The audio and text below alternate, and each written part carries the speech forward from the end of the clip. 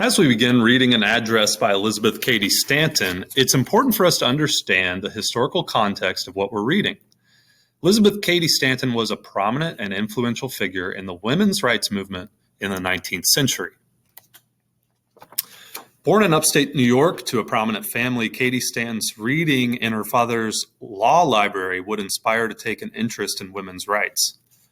But like many women's rights activists of her time, she first became politically active through the movement against slavery, or the abolitionist movement. Elizabeth encountered discrimination even within the abolitionist movement. In 1840, she and her husband were at the World Anti-Slavery Convention in London when Elizabeth and other women were told they were not allowed to participate.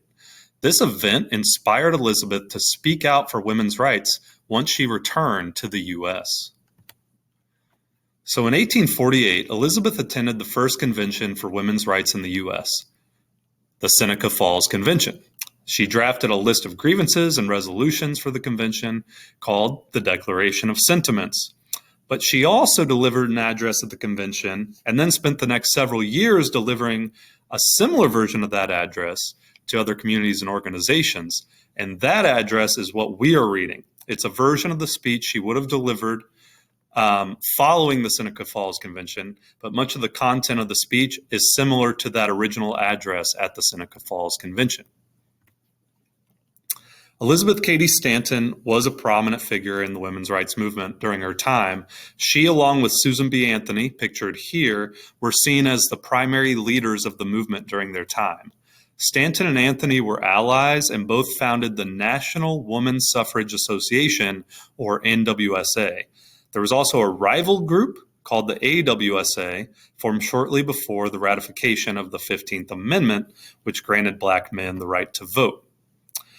Looking at some of the differences between the NWSA and the AWSA, you can see some of them on the screen, some of these key differences. The main one I want to bring your attention to is that 15th Amendment.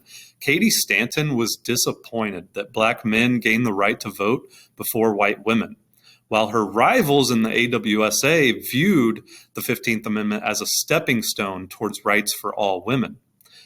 The racism of Cady Stanton's opposition to the 15th Amendment was present in the women's rights movement and is still an issue that is being worked through today. But what you need to know about Cady Stanton was that she was a prominent figure in the earliest days of the women's rights movement.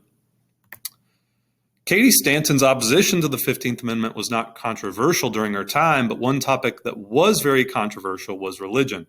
Cady Stanton alienated herself from a lot of the women's movement when she released her book, The Woman's Bible. This book was a critique of the Bible, and many within the women's movement felt this topic was too sensitive and would ultimately harm their efforts. As a result, many figures in the women's rights movement distanced themselves from her, and ultimately Susan B. Anthony became the most prominent figure in the NWSA. Towards the end of Cady Stanton's life, the NWSA and AWSA would finally merge into one group. Cady Stanton died in 1902, and then it would take another 17 years before the 19th Amendment would be sent to the states for ratification in 1919. And then by 1920, the right to vote for women was secured nationwide. So Cady Stanton helped put into motion the movement which would eventually secure voting rights for women and serve as a foundational figure for feminist history and thought.